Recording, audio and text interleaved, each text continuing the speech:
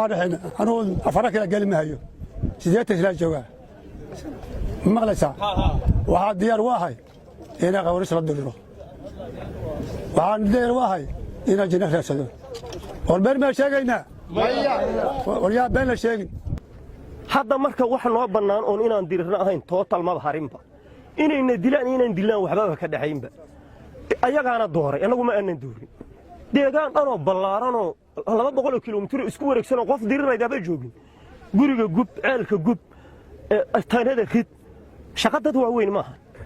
in waxaas loo okortana diinta islaamka ee dadnimada dadweynaha ka yihiin in la dhinta waa waajib muqaddas ah kaasa noo ballana diinta waataan ka baxa inaan waxaan asaga ahayn iskaga dhacay inay jirin hada wabillahi tawfiiq gudoomiyaha deegaanka Cadakibir Daahir Ugaas ayaa waxa uu sheegay in dadka reer Cadakibir aysan sugi doonin weerar dambe oo uga yimaada dhanka Al-Shabaab balse iyagu ay ku weerari doonaan meelaha ay ku sugan yihiin dadkan aad u jeedaan maalmo ka hor waxay ku noolaayeen deegaan nabad ah oo nolosha caadiga ah oo ibni aadamka aasaaska u ah ay ka jiraan oo biyaha iyo maxaa la dhahaa isgaarsiinta